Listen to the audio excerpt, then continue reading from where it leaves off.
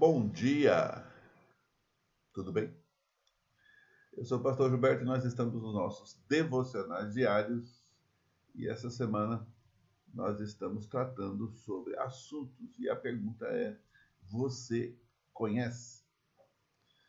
E hoje nós vamos falar sobre um assunto que, sinceramente, eu não gosto muito de falar, não, mas ele é real, existe e, e nós temos que colocar ele diante de nós sempre, não é? O inferno é o fim. Não é a vida que é o fim, não é essa vida, né? Esse corpo que se consome, né? Que vai se destruir, não é o fim. Mas o inferno é o fim. Prefiro falar de céu. Amanhã nós vamos falar de céu. Mas hoje nós vamos falar sobre o inferno. E é um lugar onde você não pode esperar nem seu pior inimigo nele. Né? O inferno não foi feito para o ser humano, ele foi feito para o diabo e seus anjos. Mas aqueles que ainda esperam que Deus vai na última hora deixar todo mundo para o céu. Não vai. Deus é justo. E nós vamos falar sobre o inferno a partir dos escritos de Paulo. Nós não temos um texto, né, específico, eu vou citando os textos conforme a gente vai tratando aqui, mas ele vai estar lá em Romanos e 2 Tessalonicenses. Paulo vai falar sobre isso, que tanto o gentil quanto o judeu está debaixo do pecado, debaixo da ira, debaixo do julgamento de Deus. E aqueles que têm fé em Cristo escaparão dessa condenação do pecado no inferno. E algumas coisas que Paulo vai falar sobre o inferno precisam estar diante dos nossos olhos para a gente entender. Em primeiro lugar, o castigo futuro é conectado à ira de Deus.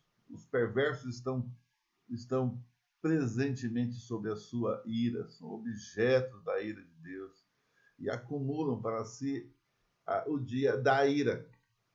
E só podem ser salvos, só podem ser libertos, só podem deixar essa condenação de lado através da fé em Cristo. Pela graça sois salvos. A gente já viu esse texto essa semana. Segundo, o castigo futuro é o julgamento de Deus.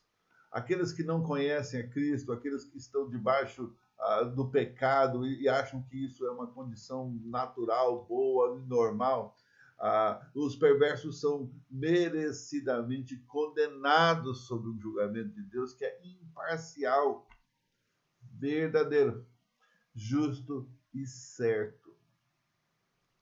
Essa condenação é resultado do pecado e é o justo castigo pelo pecado. Terceiro, o castigo futuro reservado para aquele dia do julgamento. Né? E lembra, o julgamento vai ser um julgamento já pronto, já definido. Você pode decidir hoje se você vai para o céu ou se vai para o inferno. Né? Espero que você que está me ouvindo já tenha tomado essa decisão. Se você não tomou ainda, não espere o dia chegar, porque o dia pode chegar de uma hora para outra sem avisar. Queridos, nós precisamos entender que o castigo futuro, ele vai viver e vai passar a eternidade na tribulação da angústia. E não tem favorito aqui. Né? No caso de Paulo falando sobre judeus e gentios, tanto faz um quanto o outro. Porque o julgamento final já está definido. Aquele que está em Cristo vai para o céu, aquele que morreu sem Cristo vai para o inferno. Não é o que você fez, você está entendendo? Ainda que a gente comece de novo a falar em meritocracia, não é isso. A questão é pela graça, não é de graça. E a gente já falou disso também. Quarto, o castigo futuro consiste em morte e destruição. Pecadores merecem a morte. Lembra? O salário do pecado é a morte. Como pecadores, nós produzimos o fruto que dá para a morte. A gente vive no pecado desde que nascemos. Aqueles que vivem de acordo com a morte devem esperar o quê? A morte definitiva. E os pecadores são, então, vasos de ira, preparados para destruição. Quinto, Tanto o pecado quanto o castigo futuro são separação de Cristo.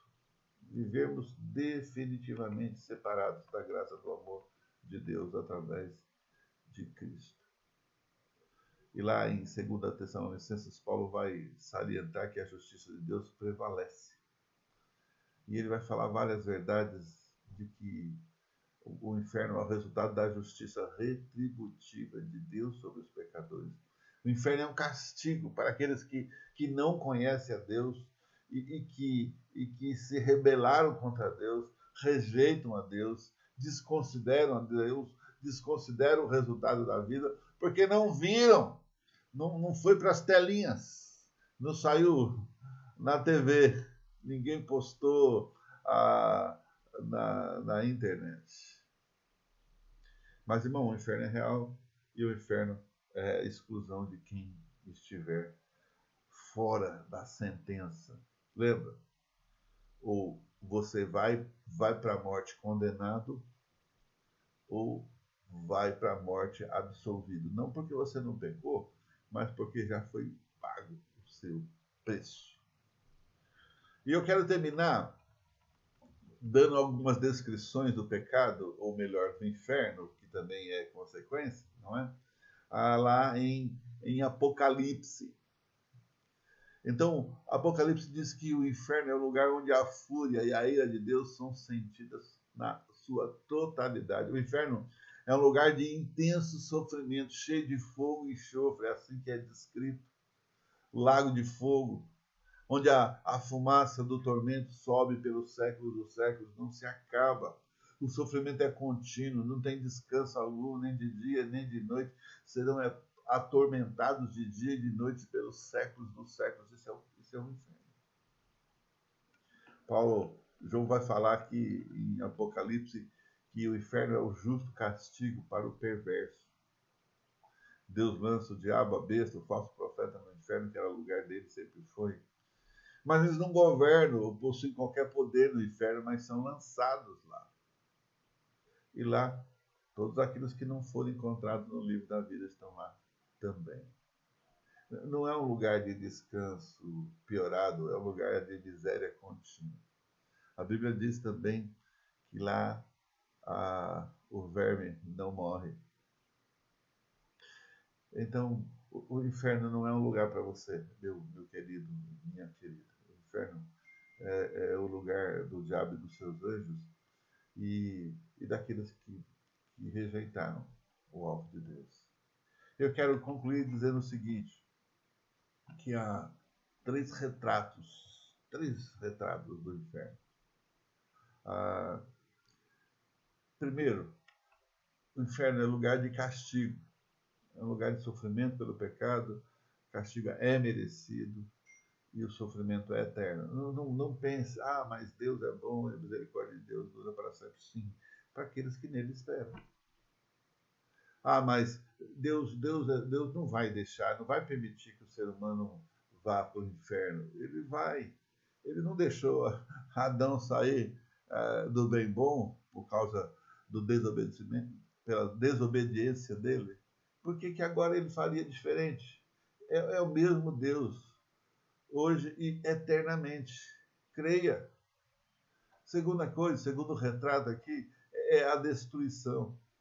A destruição é descrita como morte. No caso, a segunda morte, que a primeira morte é essa do corpo e a segunda morte do espírito. Que é morte? É separação de Deus. Separação de Deus. E por último, o ostracismo. Enquanto o castigo salienta o lado ativo do inferno, né?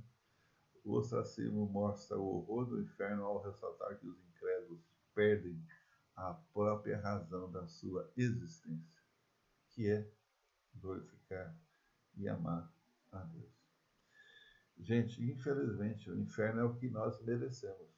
Pela graça e misericórdia de Deus, Ele nos livra desse sofrimento, porque Ele paga o preço, mas o preço deve ser resolvido com Ele. Pela graça, sois salvos mediante a fé, não vem de vós, então, de Deus, não de obra, para que ninguém se glorie. Foi isso que Cristo suportou por amor de nós. Isso deveria nos estimular a compartilhar o Evangelho. O amor de Deus é a única coisa que vai nos livrar do inferno. E vai livrar qualquer um. Depois de ouvir tudo que você ouviu há pouco sobre o inferno, você ainda acha que o inferno é lugar de gente? Não é. Por pior que a pessoa seja, ela, ela precisa crer no Deus verdadeiro. Agora que esse crer, a gente tem conversado muito sobre isso, não é um momento apenas de uma fé no horizonte, né? Mas uma fé no Deus de todas as coisas. Então eu quero te encorajar, meu querido. Ainda que é um assunto horrível, eu não gosto de falar, mas é uma realidade tão grande quanto o céu. E amanhã, quando nós estivermos tratando sobre o céu, você vai perceber a dicotomia entre os dois e a realidade que eles têm. Então, não imagine que Deus estava brincando quando ele falou sobre o inferno, porque ele não estava. Assim como não estava brincando quando falou sobre o céu. Eu prefiro acreditar no céu, mas eu tenho que acreditar no inferno também, porque é o mesmo Deus que fez. Que Deus te abençoe, que a graça do Senhor te dê a certeza e a segurança de que o céu é o seu lugar. E se você ainda tem dúvidas sobre por que pregar o Evangelho, eu espero que agora você não tenha mais. Que Deus te abençoe, que a graça de Deus te conduza em tudo. Em nome de Jesus. Amém e amém.